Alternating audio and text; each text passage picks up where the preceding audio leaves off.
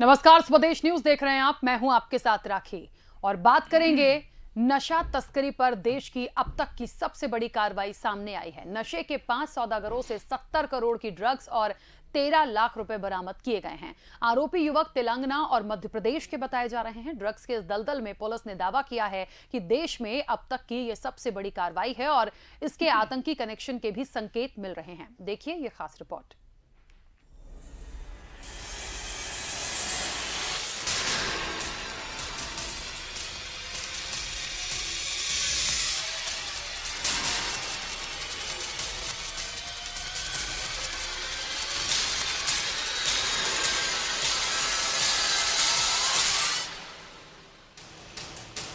Crime branch ने drugs मामले में देश की अब तक की सबसे बड़ी कार्रवाई का खुलासा किया। गिरफ्त में आए 5 आरोपियों से 70 करोड़ रुपए की 70 किलो एमडीएमए ड्रग्स बरामद की गई और 13 लाख रुपए नकद भी बरामद हुए हैं।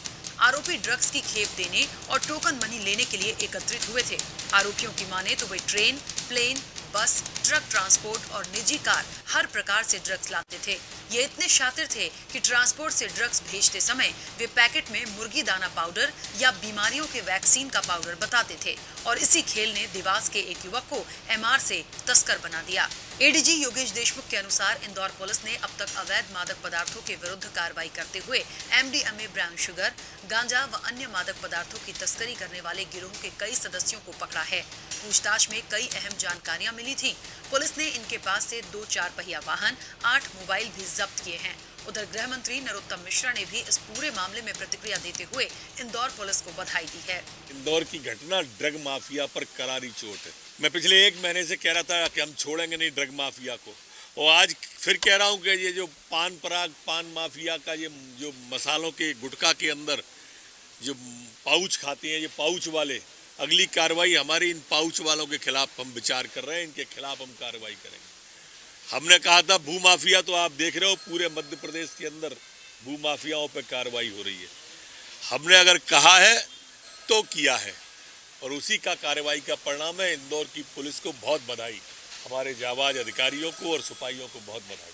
आप सभी को विदित है, मध्य प्रदेश शासन समस्त तरह के माफियाओं के प्रति बहुत संवेदनशील होकर उनके खिलाफ सख्त कार्रवाई की जा रही है। उसी कड़ी में मध्य प्रदेश पुलिस में इंदौर पुलिस ने एक बहुत बड़ी मात्रा में 70 करोड़ के ड्रग्स सीज किए हैं। आज ही 70 किलो एमडीएमए जो सिंथेटिक ड्रग है, उसे एक ही कंसाइनमेंट में आज सीज किया गया है। इंदौर में ड्रग आंटी तरन्नुम के पकड़ाए जाने के बाद अब पुलिस सम्राट नाम के युवक की खोजबीन कर रही है। पुलिस का मानना है कि जल्द सम्राट भी पुलिस गिरफ्त में आ सकता है और इसके पकड़ाते ही इंदौर में अन्य ड्रग माफियाओं के चेहरे भी बेनकाब हो जाएंगे। पैडलर अमन उर्फ किशन के पकड़ाने के बाद जिस ड्रग माफिया सार्थक उप सम्राट याग्निक के बारे में पता लगा था, उसकी गिरफ्तारी तो नहीं हुई है, लेकिन उसके बारे में चौंकाने वाले खुलासे हो रहे हैं। उसके तार मुंबई के बॉलीवुड स्टार से भी जुड़े होने की बात सामने आ रही है। ये 5 स्टार होटल में ठहरने और विदेशी लड़कियों के साथ डांस करने का शौकीन है। सम्राट की होटलों में विदेशी लड़कियों के साथ डांस करने और उन पर पैसा उड़ाने वाली तस्वीरें भी वायरल हुई हैं। इस पूरे खुलासे के लिए क्राइम ब्रांच की स्पेशल टीम 20 दिन से निगरानी में थी, तब ये रैकेट पकड़ में आया। 70 करोड़ की एमडीएमए ड्रग्स के 5 आरोपी संगठित गिरोह के अब तक के सबसे बड़े तस्कर निकले हैं। ड्रग सप्लाई के लालच में टेंट कारोबारी भी इससे जुड़ गए। वेद प्रकाश ने मंदसौर में एमआर रहते हुए एमडी ड्रग्स की तस्करी शुरू कर दी थी। इसमें काफी रुपए मिलने पर चिमन और दिनेश अग्रवाल भी उससे जुड़ गए थे। बाद में उसने एक नामी फार्मा कंपनी में नौकरी की, फिर वो हैदराबाद शिफ्ट हुआ और यहाँ खुद की pharma company Ariston pharma Novatech private limited खोल ली। इसी आड़ में वो एमडी ड्रग्स तैयार करने लगा। इतनी बड़ी मात्रा में एमडी ड्रग्स सप्लाई करने वाले हैदराबाद का फार्मा कारोबारी आरोपी वेद प्रकाश व्यास इंदौर के युवाओं को ड्रग्स का आदी बनाकर उन्हें बर्बाद कर रहा था। वहीं वो अपने बेटे की पढ़ाई अमेरिका के शिकागो में करा रहा है। बेटा सॉफ्टवेयर इंजीनियर है। पुलिस ने पब संचालकों से भी पूछताछ की है, लेकिन बार और पब संचालकों को नई समस्या आ रही है कि आबकारी विभाग की टीम लगातार इन जगहों पर जाकर जांच कर रही है और मौके के वीडियो बना रही है। ऐसे में वहां बैठे ग्राहकों द्वारा इस पर आपत्ति ली जा रही है और कई बार तो वो बिना भोजन किए ही वहां से चले जाते हैं। संचालकों ने इस संबंध में भी गाइडलाइन बनाने की मांग की है। कुल मिलाकर इतने बड़े खुलासे के सामने आने के बाद ये तो तय हो गया है कि इसने कई लोगों को नशे की गिरफ्त में लिया और युवाओं को भी नशे के इस जहर का हिस्सा बनाया, जो बेहद खतरनाक है। स्वदेश न्यूज ब्यूरो। तो देखा आपने, ड्रग्स आतंकी कनेक्शन ड्रग्स का इसलिए कहा जा रहा है क्योंकि जो तमाम लोगों के नाम आए, ये कार्रवाई जरूर इंदौर में हुई है, लेकिन जो आरोपी हैं वो तेलंगाना और मध्य प्रदेश से पकड़े गए हैं। और आपको बता दें कि जो मुख्य रूप से व्यवसाय कर रहा था, इसका एक कहना चाहिए कि मेडिकल की आड़ में जो कुछ करने गया, कमाने गया था, बिजनेस करने गया था और उसके बाद मेडिकल दवाइयों की जगह कुछ और बिजनेस शुरू कर दिया और वो बिजनेस हुआ ड्रग्स का, जो इस तरीके से कहना चाहिए कि फला फूला कि वो तो कमा गया लेकिन लोगों की जिंदगी बर्बाद करके चला गया। देखिए, ये बहुत समय से चल रहा था और जिस व्यक्ति का नाम सामने आ रहा है, सम्राट, जो कि एक बहुत बड़ा तस्कर बताया जा रहा है, उसके तार बॉलीवुड से भी जुड़े हुए हैं। यानी निश्चित तौर पर यह पूरी एक चेन काम कर रही थी। अच्छी बात यह है कि पुलिस को सफलता मिली है, पकड़े गए हैं आरोपी, उनसे पूछताछ हो रही है और कई खुलासे उन्होंने किए हैं और वो खुद ये बात कह रहे हैं कि बहुत टाइम से ये सारी चीजें हो रही थी। अब आगे क्या? देखिए, 2-3 बातें हैं जो नशे के कारोबार से जुड़े हैं। कुछ पब संचालक हैं, बार संचालक हैं, उनका यह कहना है कि हमारे यहां पर छापामारी कार्रवाई होती है, टीम आती है, आबकारी विभाग आता है, हमारे यहां जो लोग आ रहे हैं, जो अनुमति है या बैठे हैं या जिस वजह से भी आ रहे हैं, उनका भी वीडियो बना के लेके जा रहे हैं। तो ये सारी चीजों में पिसता वो आम आदमी है जो क्राइम तो नहीं कर रहा। एक आम तौर पर यदि वो गया है, किसी को आप देखिए, बैन तो है नहीं कि बार नहीं चलाएंगे, पब नहीं चलाएंगे, आप जा तो रहे हैं, लेकिन जो लोग साधारण तौर पर जा रहे हैं वो भी इन सब के क्राइटेरिया में लपेटे में कहना चाहिए आ रहे हैं। तो ये सारी चीजें जो हैं वो क्यों और अब कितने समय से ये चल रहा था, पहले खुलासा क्यों नहीं हो पाया और अब जो खुलासा हुआ है तो क्या, जो एक कंट्रोल करने की बात सरकार कर रही है, तो क्या प्रॉपर आगे कंट्रोल हो पाएगा और अब तक कितने लोगों के और नाम सामने आ सकते हैं? हम विस्तार से चर्चा करेंगे। कई मेहमान हमारे साथ जुड़े हैं। सबसे पहले आपका परिचय करा दें। बीजेपी प्रवक्ता विकास बोंद्रिया जी हमारे साथ हैं। विकास जी, बहुत स्वागत चर्चा में शामिल होने के लिए। कांग्रेस प्रवक्ता मिथुन अहिरवार जी हमारे साथ हैं। मिथुन जी, आपका भी बहुत स्वागत है। इसके साथ ही आपको बता दें कि रिटायर्ड डीजीपी हैं RLS यादव जी, जो हमारे साथ फोन लाइन पर जुड़ेंगे। चर्चा की शुरुआत में सबसे पहले मिथुन जी आपसे करना चाहती हूं, क्या लगता है, एक बड़ी कार्रवाई, पुलिस को सफलता तो मिली है, लेकिन वाकई में खुद ये अफसर कह रहे हैं कि अब तक की सबसे बड़ी ये MDMA ड्रग्स पकड़ाई है। देखिए, ड्रग्स समाज का दुश्मन है। ड्रग्स के लिए और ड्रग्स के खिलाफ जितनी भी कार्रवाइयाँ की जाती हैं वे सब स्वागत के योग्य हैं और ये सबसे बड़ी कार्रवाई है। इसके लिए मैं पुलिस के अधिकारियों को धन्यवाद देता हूं और उनको बधाई देता हूं। लेकिन मध्य प्रदेश की जो सरकार है, उस सरकार को देखिए, आज गृह मंत्री जी मेरे ख्याल से जब से गृह मंत्री बने पहली बार कानून से जुड़े किसी विषय पर उन्होंने अपनी बात कही है। इससे पहले उनसे कानून से जुड़े विषयों पर बात पूछी जाती थी, वो कहते थे कोई राजनीतिक प्रश्न पूछो, मैं कानून के बारे में नहीं बोलूँगा।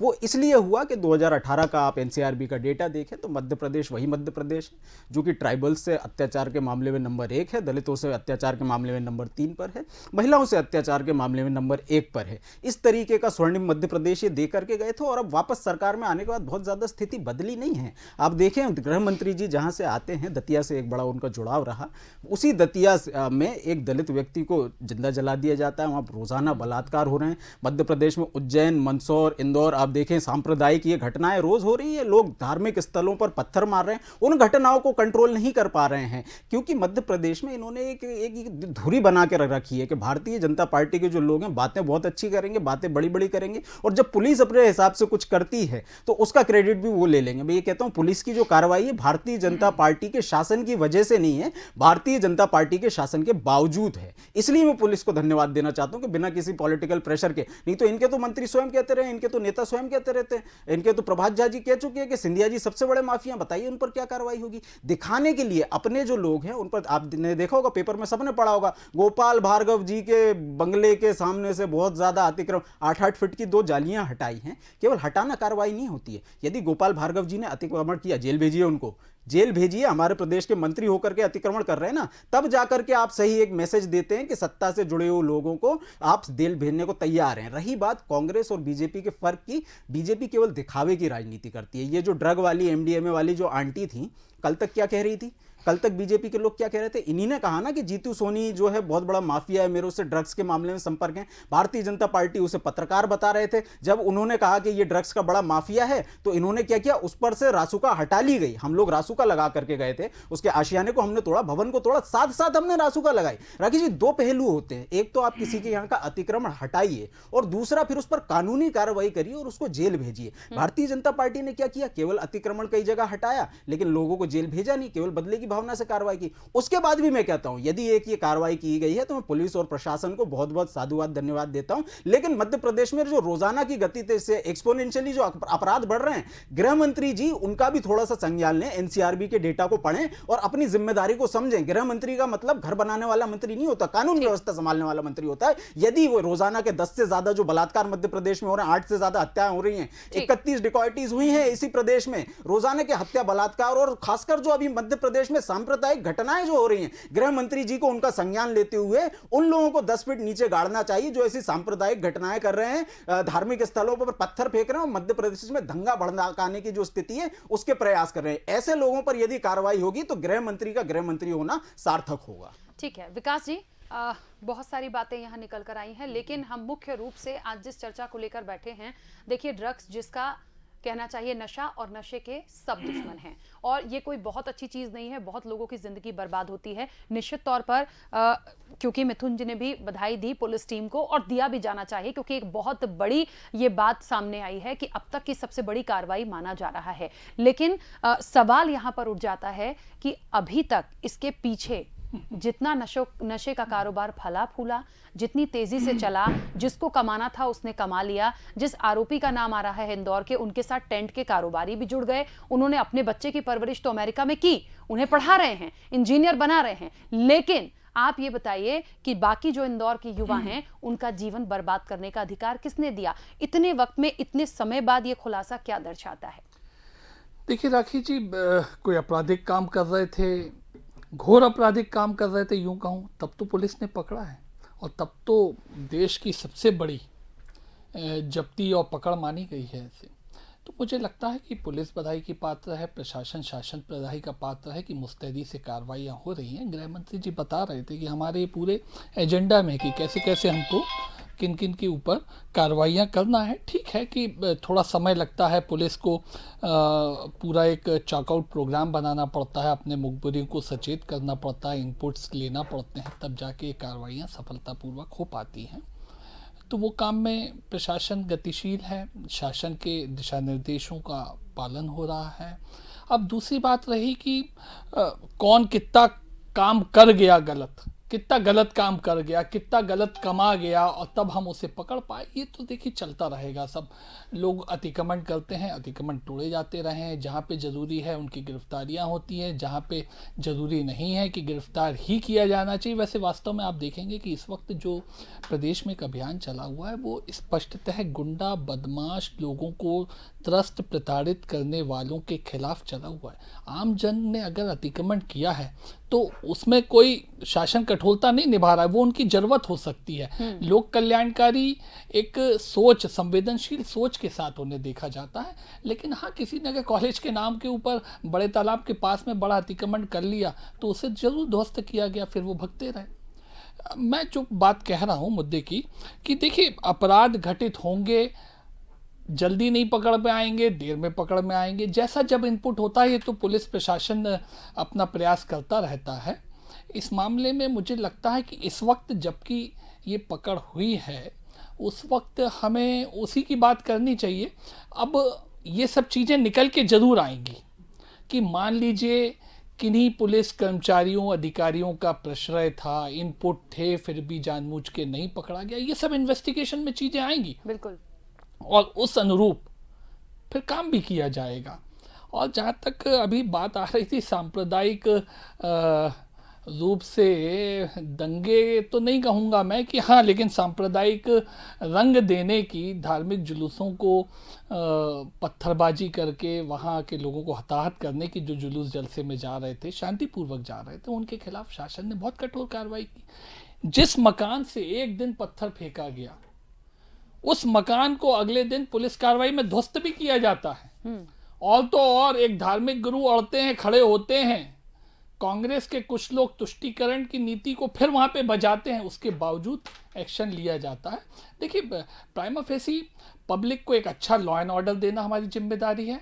उस अनुरूप अगर कानूनों में संशोधन और तब्दीली करना पड़ेगी, मुख्यमंत्री जी कह चुके हैं, हम वो भी करेंगे। नंबर सेकेंडली, जैसे धार्मिक स्वतंत्रता विधेयक है और इस मामले पत्थरबाजी के मामले में भी अब बात चालू हुई है कि कानून पुख्ता रूप से उस काम के लिए लाया जाएगा, पत्थरबाजी जैसे काम के लिए, जो दिखने में बड़ी छोटी सी लगती है लेकिन बहुत बड़ी घटना घट सकती है। और तो और कांग्रेस भी अब उस पर राजनीतिक गुंजेबाजी कर रही है, तो यकीनन ये अपराध गंभीर है जिसके ऊपर कि एक राजनीतिक दल अपनी रोटियां सेकने का प्रयास कर सके, तो उसके ऊपर कानून लाके भी सजा दी जाएगी। लेकिन बात ये है कि पब्लिक को लॉ एंड ऑर्डर और एक शांति व्यवस्था मिल रही है या नहीं मिल रही है। देखिए, थाने में एफआईआरों की संख्या बढ़ना हमारी कभी चिंता नहीं रही है। हमने तो लोगों को खुले आमंत्रित करके कहा है कि अगर आपके खिलाफ कोई अपराध हुआ है तो आप आके थाने में एफआईआर लिखवाइए। पुलिस प्रशासन को मुस्तैद किया कि एफआईआर लिखना जरूरी है अगर कहीं भी कोई ऐसी बात आती है। कहीं बचने की आवश्यकता नहीं है। एनसीआरबी के आंकड़ों का भी हमें कभी डर नहीं रहा। अब तो मध्य प्रदेश बहुत नीचे आने लगा, पहले भी नहीं रहा। ये हमें फिक्र है कि अपराधी अपराध करता है तो फिर कानूनन उसके ऊपर पुलिस मुकदमा कायम कर सके और उसे कोर्टों से सजा दिलवाई जा सके, ये मकसद है। ये एफआईआर के आंकड़े वाकड़े मकसद नहीं है। ठीक है, चलिए वापस आती हूँ आपके पास। आपको बता दें कि रिटायर्ड डीजीपी हमारे साथ जुड़े हुए हैं, आरएलएस यादव जी। आरएलएस यादव जी, एक बहुत बड़ी कार्रवाई के रूप में हम देख रहे हैं, 70 करोड़ रुपए की एमडीएमए ड्रग्स पकड़ाई है।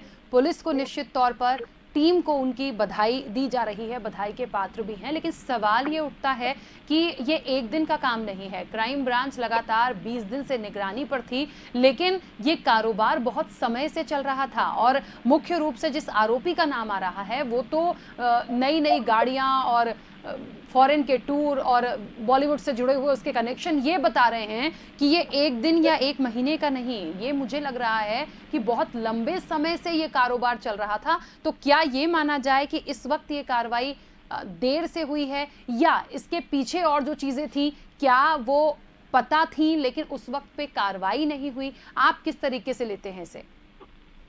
पहले तो बड़ा अच्छा काम किया है इंदौर पुलिस ने, उनको मैं बधाई देता हूँ। और उनको एक और बात आगाह करना चाहता हूँ कि ये ड्रग का कारोबार ये एक शहर तक सीमित नहीं है।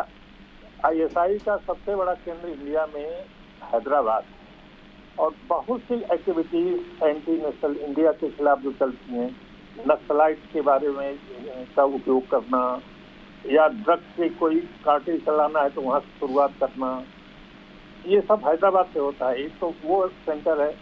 और पाकिस्तान तो करोड़ों रुपया खर्च करके ड्रग भेजता है इंडिया में ताकि यहाँ की जनसंख्या को शिथिल बनाए, बेकार बनाए। पूरे पंजाब के नए नए लड़कों में लत डाल के उन्होंने हमारी युवा पीढ़ियों को आधा खराब कर दिया। आप बार बार सुनते होंगे कि एक दूसरे पर पंजाब में आरोप लगता रहता है। तो ये जो ड्रग का मामला पकड़ा गया है, इसकी जड़ें तक पहुंचना बहुत जरूरी है कि किसने इसको शुरू किया, उसको फंडिंग कहाँ से थी, उसके संपर्क कहाँ थे, पाकिस्तानियों के जो कार्टेल हैं हैदराबाद उनसे के संबंध थे कि नहीं थे। क्योंकि इतना बड़ा कारोबार, आना जाना, गाड़ी घोड़ा, ये एक आदमी के बस की बात नहीं है। उसको जब तक कहीं से पूरा बीज न हो, समर्थन न हो, तब तक ये कारोबार नहीं चला सकता। तो इसलिए तफ्तीश करने में पुलिस को मेरा सुझाव है कि इसके जड़ तक जाएं। बड़ा अच्छा काम किया उन्होंने, लेकिन इसके जड़ तक जाएं और उसके जड़ तक पहुंच के जो इसके ओरिजिनेटर हैं उनके खिलाफ कार्रवाई करें। बिल्कुल। बिल्कुल। यादव जी, क्या लगता है एक जो बात आ रही थी अभी तक की जांच में, जो पुलिस की तरफ से भी स्टेटमेंट आया कि ये लोग जो ट्रांसपोर्ट के माध्यम से आते जाते थे तो चेकिंग भी होती थी, ऐसा नहीं कि चेकिंग नहीं हो रही, लेकिन चेकिंग के टाइम पे वो अपना मेडिकल का कार्ड दिखा देते थे और ये बताते थे कि उसमें मुर्गी दाना या हम कुछ बीमारियों की वैक्सीन लेकर जा रहे हैं। तो क्या कभी भी ऐसा, क्योंकि पुलिस को तो ऐसा माना जाता है कि यदि कुछ संदिग्ध लगा या कुछ ऐसी चीज लगी तो वो छानबीन कर सकते हैं, चेक कर सकते हैं, लेकिन ये हमेशा ही इनका ट्रांसपोर्ट आराम से निकल जाता था कार्ड दिखा के और सिर्फ ये बता के उसमें मेडिसिन है। क्या ऐसा लगता है कि एक लापरवाही मानी जाए? यदि चेक करते तो शायद पहले भी ये सारी पोल खोल सकती थी। देखिए, साधारण पुलिस वाला जो बैरियर पर खड़ा होता है, यदि आपने कहा मेडिसिन है तो उसके पास साधन नहीं है जानने के लिए कि ड्रग है कि मेडिसिन है। सही बात है ना। जब तक क्ल्यू न मिले कि इसका दुरुपयोग हो रहा है, हाँ। तब तक साधारण चेकिंग में इसको नहीं पकड़ सकते। यही कारण है कि इंडिया ड्रग्स के मामले में बड़ा अभागा है। पूरब में गोल्डन ट्रायंगल है, थाईलैंड बर्मा के आसपास जितना ड्रग बनता है इंडिया में वो आ रहा है। गोल्डन क्रिसेंट है, अफगानिस्तान पाकिस्तान का, यहाँ से जो ड्रग आता है वो आता है हमारे यहाँ और कंड्यूट होके यहाँ से विदेश जाता है। तो हमारे जितना हमको मालूम है, जितना आपको मालूम है, उससे ज्यादा फैलाव ड्रग्स का कॉलेजेस में, स्कूल्स में हो गया है।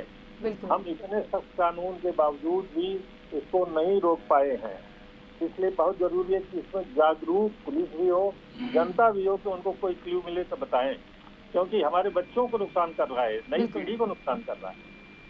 बिल्कुल ठीक है मिथुन जी। देखिए, बहुत सारी महत्वपूर्ण बातें हैं। बात सिर्फ इसलिए भी हो रही है कि युवाओं का तो भविष्य जा रहा है, लेकिन वाकई में ये चीज़ें स्कूल कॉलेजों तक पहुंच रही हैं। आप छोटी सी उम्र में उनका पूरा भविष्य, उनका पूरा जीवन नाश कर देंगे और ऐसी स्थिति में यदि ये सारी चीज़ें होती हैं तो रोकना बहुत ज़रूरी है। लेकिन देखिए, वो तो खुद, क्योंकि रिटायर्ड डीजीपी हैं और वो खुद कह रहे हैं कि पाकिस्तान से सारी चीज़ें आ ही रही हैं, वो तो बर्बाद करेगा ही, लेकिन जागरूकता बहुत ज़रूरी है। देखिए, ठीक है, यदि आप नशे के आदी हैं, आप अपनी सारी चीजों को पूरा कर रहे हैं, लेकिन वो जो चेन बनी हुई है उसको कैसे तोड़ पाएंगे, ये वाकई बहुत बड़ी है और मध्य प्रदेश तक आ गई। हम आज चर्चा करते हैं विकास की, आत्मनिर्भर मध्य प्रदेश की और एक अच्छे भविष्य की। यदि हम बात करते हैं अपने फ्यूचर के लिए, बच्चों के फ्यूचर के लिए, ऐसे में ये सारी चीजें लग रहा है आपको कि आगे बढ़ने दे पाएंगी? राखी जी, ये बहुत ही एक गंभीर बात है, क्योंकि मध्य प्रदेश देश के बिल्कुल सेंटर में लगा हुआ राज्य है। मध्य प्रदेश में कोई सी पोर्ट नहीं है और पाकिस्तान हमारा बिल्कुल पड़ोसी मुल्क है और उसके आसपास के जो राज्य हैं वहाँ से आते आते आते यदि मध्य प्रदेश में इतनी बड़ी मात्रा में ड्रग्स, एमडीएमए जैसी चीज़ें आ जाती हैं, तो मध्य प्रदेश के लिए भी ये चिंता का विषय है कि मध्य प्रदेश में ये एंट्री कैसे हो पा रही है। जो पकड़ा गया है उसके लिए तो मैंने बधाई दी, लेकिन मध्य प्रदेश की सीमा में इतने बड़े पैमाने पर ड्रग्स की एंट्री हो जाना, ये भी एक चिंता की बात है। हमारी प्रदेश की सरकार को इस तरफ ध्यान देना चाहिए। रही बात जहाँ तक ड्रग्स की बात है, ड्रग्स केवल हमारे शरीर को ख़राब नहीं करता, हमारे समाज को भी ख़राब करता है। ये जो ड्रग पेडलर्स होते हैं, शुरू में बिल्कुल आपको मुफ्त में पार्टीज़ में बुलाते हैं, ड्रग्स की आपको सेवन कराते हैं, उसकी आदत लगाते हैं और उसके बाद यदि आप सक्षम हैं तो लगातार इनसे ड्रग्स खरीदिए। यदि सक्षम नहीं है तो व्यक्ति मजबूर हो जाता है, उसको अपराध करने होते हैं और इस वजह से अपराध भी बढ़ता है। तो मैं अपराध पे आना चाह रहा था। विकास जी ने कहा कि अपराध इनके लिए कोई चिंता की बात नहीं है, एफआईआर इनके लिए चिंता की बात नहीं है। क्यों होगी? जब प्रदेश में आप एफआईआर्स की संख्या बढ़ते रहने देंगे, अपराधों को कम नहीं करेंगे तो एफआईआर तो बढ़ेंगे। और ये तो कोई तर्क ही नहीं होता, क्योंकि हमारे प्रदेश में एफआईआर होती है इसलिए एफआईआर की संख्या ज़्यादा है, क्योंकि भारतीय जनता पार्टी अपने एलाइज के साथ 16 राज्यों में शासन कर रही है। क्या ये कहा जा रहा है कि उन 16 राज्यों में एफआईआर नहीं होती, केवल एक मध्य प्रदेश में होती? भाजपा शासित 16 राज्यों में एफआईआर नहीं करने दी जाती, केवल एक मध्य प्रदेश में करने दी जाती है। ये एक बड़ा अजीब सा तर्क हमारे सामने आया है। विषय की बात यह है राखी जी कि पत्थरबाजी की घटनाएं का भी जिक्र किया गया। पत्थरबाजी के लिए अलग से, मतलब भारतीय जनता पार्टी का कहना है कि अब जो भी घटना होगी उसके लिए एक अलग से कानून लाया जाएगा, क्योंकि वर्तमान कानूनों के हिसाब से इनकी सरकार सक्षम नहीं है कि ये लोग कार्रवाई कर सके। मतलब मध्य प्रदेश में शायद 370 लगाने की इनकी 370 लगा के उसको लिफ्ट करने की कोई शायद ऐसी इनकी मीमांसा हो जो कश्मीर में किया, क्योंकि पत्थरबाजी की घटनाएं तो वहां तक होती थी। कल को पॉकेट मारों के लिए एक नया कानून लाया जाएगा कि साहब पॉकेट मारी नहीं रुक रही है। तो ये जो मजाक हो रहा है कानून के नाम पर इस पर रोक लगनी चाहिए। वर्तमान कानून काफी हैं, आप लगाइए ना रासुका एंड ड्रग्स पेडलर्स के ऊपर, कौन आपको रोकता है? दिक्कत ये होती है राखी जी, एक मैं जिक्र करना चाह रहा था, कीर्ति वर्धन केलकर जी, इन पर हमारी सरकार ने रासुका लगाया था, केंद्र की सरकार ने उस रासुका को हटा लिया। ये मिलावटखोरी करते थे बड़े पैमाने पर, हम लोगों को दूध के नाम पर डिटर्जेंट मिला, ये दूध पिलाते थे। तो ऐसे नेटवर्क के ऊपर जब हम रासुका लगाते हैं और बीजेपी की केंद्र की सरकार वहां से रासुका हटा लेती, तब शंका होती है। मध्य प्रदेश की सीमाओं में ये ड्रग्स कैसे आ रहा है, इस पर भी जवाब सरकार को देना चाहिए। चलिए एक छोटा सा सवाल आप ही से लूंगी, उसके बाद आगे बढ़ते हैं। मिथुन जी, 15 महीने कांग्रेस की सरकार थी और निश्चित तौर पे भूमाफियाओं पर कार्रवाई की बात होती थी, सभी चीजों के लिए एक पहल कांग्रेस की तरफ से की गई थी। आपको नहीं लगता ये चीज तो ऐसा नहीं है कि एक दिन की या एक साल की, ये तो बहुत लंबे समय से चल रहा था, इस तरह की चीजों के लिए कभी सोचा क्यों नहीं गया? ये खुलासा अब क्यों हुआ? राखी जी, ये जो इस तरीके की बड़ी कार्रवाइयां हुई हैं, आपने ठीक बिल्कुल जिक्र किया, हमारी सरकार के कार्यकाल में हुई। 15 साल आपको ये कार्रवाइयां नहीं देखने को मिली होंगी। जब हमने शुरुआत की, हमें कोई बुराई नहीं है, आप बिल्कुल प्रेरणा लीजिए और करिए। हमारे द्वारा किए गए जो अच्छे काम हैं, जिनको कि आप ब्लैकमेलिंग और पता नहीं क्या क्या नाम लेते थे, 700 से ज्यादा माफियाओं के खिलाफ हमने मध्य प्रदेश में कार्रवाई की। उन लोगों के खिलाफ हमने तो कार्रवाई की, आपको कंटिन्यू करके उन लोगों को सलाखों के पीछे पहुंचाना चाहिए था। सलाखों के पीछे तो पहुंचा नहीं, उन पर जो गंभीर हमने धाराएं लगाई थी वो आपने सरकार में आने के बाद हटा ली, क्योंकि आपके व्यावसायिक रिश्ते उन लोगों के साथ हैं। दिक्कत तब आती है तो जब अब आप नाम के लिए करें, काम के लिए करें, चाहे मुकाम के लिए करें, अगर ये कार्रवाइयां आप करते हैं तो हम तो स्वागत करते हैं, लेकिन पहले से जिन लोगों पर कार्रवाई की गई है उनके ऊपर जो आपने धाराएं हटाई, वो धारा लगाइए, क्योंकि 50% तो माफिया हमने खत्म कर दिया था। 50% आपकी जिम्मेदारी, आपको भी करना चाहिए। 15 साल में नहीं किया, देर आए दुरुस्त आए, अब करिए।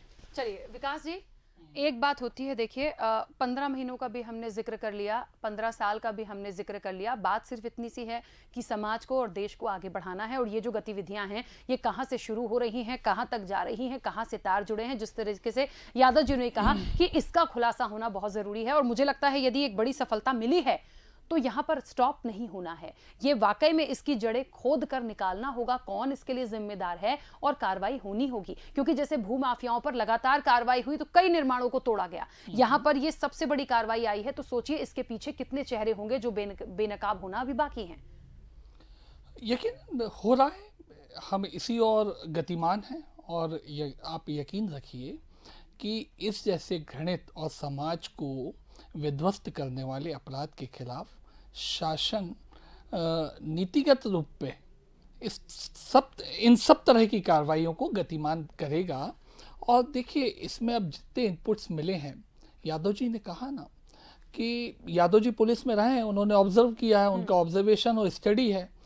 ये केवल एक लोकल डिस्ट्रिक्ट पुलिस या प्रोविंशियल मतलब स्टेट पुलिस के बस का काम नहीं रहता है, ये तो नेशनल से इंटरनेशनल नेटवर्क की बातें आ रही हैं। कल एडीजीपी महोदय ने क्या प्रेस ब्रीफिंग दिया था कि कैसे बाहर को ले जाया जाता, एक रास्ता बनाते हैं, स्मगलिंग का एक रूट बनाते हैं, वो इनलैंड होते हुए बाहर जाता है। उसका मायने ये नहीं है कि इनलैंड कैसे आ गया, भाई आया तो हैदराबाद कैसे आ गया, या मैन्युफैक्चरिंग कहाँ हुआ, अभी तो ये सब चीज़ें देखी जाना है। और कैसे वो अफ्रीकन कंट्रीज़ तक भी पहुँचता, ये भी सब रूट्स चेक होने हैं।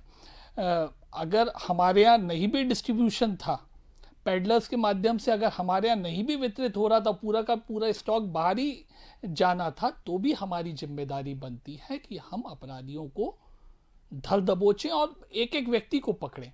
अब देखिए, दूसरी बात और है, मैं इसके पीछे यादव जी ने बहुत अच्छी संक्षेपिका बताई कि किस तरह से हैदराबाद और एएसआई का एक नेटवर्क काम करता है इन सब के पीछे। राखी जी, अब देखिए, हम जब इन इश्यूज को लेके स्टेट इलेक्शंस में जाते हैं कि भारतीय जनता पार्टी के गवर्नेंस का और लॉ एंड ऑर्डर मेंटेनेंस का क्या दृष्टिकोण है, देश की क्या अखंडता स्टेट इलेक्शंस के मामले में भी है, तो हम पे विपक्षी दल क्या आरोप लगाते हैं कि साहब आप पाकिस्तान की और चाइना की बात स्टेट इलेक्शंस में करते हो। यादव जी को आप देखिएगा, उनने क्या बातें कही।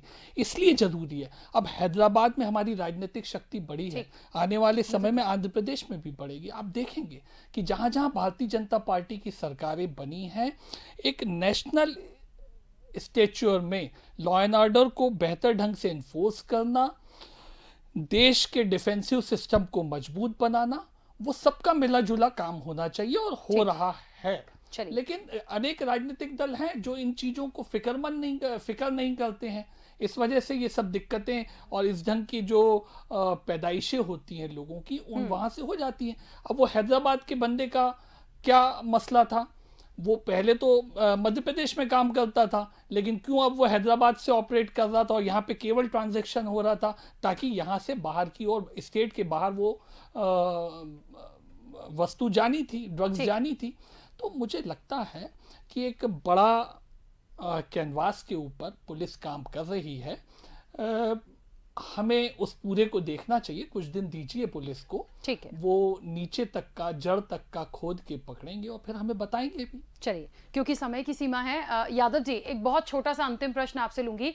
इन सारी चीजों के बीच कार्रवाई तो हो गई है, लेकिन क्या माना जाए कि यदि इतनी थोड़ा सा वक्त लगा, और मैं बार बार बोल रही हूं कि ये एक दिन या एक साल की बात नहीं है, बहुत लंबे समय से चल रहा था, तो क्या पहले से सूचना या कुछ इनपुट नहीं मिले होंगे, या बाद में ही फोकस किया गया कि नशे के कारोबार पर नकेल कसनी है हमें, इसलिए इन सारी चीजों को रडार पर रखा गया और फिर ये मामला सामने आया है? नहीं, एक्चुअली ये नया तरीका है। ड्रग्स जो रिकॉग्नाइज ड्रग्स थी, जहाँ बनती थी, जहाँ से आती थे, उस पर तो बाकायदे नेशनल ब्यूरो जो है ड्रग्स का, एनसीबी, वो खोजता रहता है और वो पकड़ता भी रहता है। ये प्रोडक्शन शुरू कर दिया जैसे आपने एक नया ड्रग कोई, और उसमें क्या क्या चीजें मिला दी, ड्रग के नाम से लाइसेंस लिया या बिना लाइसेंस से प्रोडक्शन किया। तो ये नई चीजें हैं, जब तक पकड़ा नहीं जाएगा तब तक इसकी जड़ में जाना बड़ा मुश्किल है कि कब प्लान हुआ, कैसे प्लान हुआ। तो ये जो मुझे लगता है नया कार्टेल है जो कि यहाँ मध्य प्रदेश में ऑपरेट कर रहा था, और हैदराबाद से इसका लिंक जरूर होगा। मैं फिर से आग्रह कर रहा हूँ कि इसको एक तो दिल्ली से इसका संपर्क करके क्राइम ब्रांच को चाहिए कि उनसे भी संपर्क करें, और ऐसे ऐसे कार्टेल या कहाँ बिकती है, इनके संबंध कहाँ है, तो ये बहुत बड़ा नेटवर्क उजागर होगा। महीने 2 महीने में आप देख लीजिएगा। और बड़ी अच्छी बात है कि मध्य प्रदेश पुलिस ने पकड़ा है, खुशी की बात है, और मेहनत करें और इसके जड़ तक जाएं। चलिए, क्योंकि समय की सीमा है, मिथुन जी बहुत जल्दी से अपनी बात रखिएगा। नहीं, बिल्कुल मैं संक्षेप में कहना चाह रहा हूँ, हैदराबाद की जो बात है मैं सहमत हो सकता हूँ यदि प्रामाणिक बात की जाए, मैं बिल्कुल आरोप नहीं लगाता। लेकिन आप भूगोल की स्थिति देखें तो पाकिस्तान जो वो हैदराबाद जिस राज्य में है उससे कनेक्ट नहीं होता। पाकिस्तान कनेक्ट होता है गुजरात से, पाकिस्तान कनेक्ट होता है जम्मू एंड कश्मीर से, पाकिस्तान कनेक्ट होता है पंजाब से। ये या तो इनकी सरकारें रहीं, या पंजाब आपने देखा होगा कि उड़ता पंजाब इन्हीं के शासनकाल में बना। तो मध्य प्रदेश की सीमा तक, हमारे पाकिस्तान की सीमा से मध्य प्रदेश की सीमा तक ड्रग कैसे आता है, इस नेटवर्क को आप यदि पकड़ेंगे तो मुझे लगता है ज्यादा बेहतर होगा। यदि देश की सीमा तक ही इसे रोक दिया जाए तो ये राज्यों तक पहुंचेगा नहीं। बिल्कुल ठीक है। देखिए, कुल मिलाकर तो ये है कि लगाम लगाना बहुत जरूरी है, लेकिन सफलता जो मिली है उसके लिए बधाई भी दी है, और सभी ने दी है, वो बधाई के पात्र भी हैं। फिलहाल समय की सीमा है। आप सभी मेहमानों का बहुत शुक्रिया इस चर्चा में शामिल होने के लिए। तो देखिए, ड्रग्स का आतंकी कनेक्शन, यदि कोई चीज दूसरे मुल्क से यहां तक आ सकती है, और जिस मुल्क का जिक्र हो रहा है, जब ड्रग्स आ सकता है तो फिर आतंकी क्यों नहीं आ सकते। और इतने आसानी से जब ड्रग्स आ रही है, देखिए एक कार्ड दिखा के वहां से यहां तक सारी चीजें, और यहां मध्य प्रदेश की बात करें तो आसानी से सप्लाई हो रहा है। वाकई में बहुत बड़ी बात है कि 70 करोड़ की एमडीएमए, एक बड़ी अब तक की कार्रवाई जो मानी जा रही है पुलिस की तरफ से, वो खुद ये बात स्वीकार रहे हैं कि बहुत बड़ी मात्रा में ये खेप पकड़ाई है। कितना बड़ा ये कारोबार चल रहा था, कहां से कहां तक फैला है। जिस तरीके से यादव जी ने भी कहा कि इसकी जड़ तक जाना बहुत जरूरी है, क्योंकि यदि ये आसानी से आ रही है तो फिर आतंकी भी आ सकते हैं, और जो गतिविधियां होती हैं, एक्टिविटीज जो होती हैं, जिनसे लोग प्रभावित होते हैं, देश प्रभावित होता है, जनता प्रभावित होती है, वो निश्चित तौर पर ठीक नहीं होता। तो बहुत गंभीरता से लिया जाना चाहिए, और इस पर इसी तरह की कार्रवाई को लेकर सरकार को भी गंभीरता बरतनी चाहिए। फिलहाल डिबेट में इतना ही, दीजिए इजाजत, नमस्कार।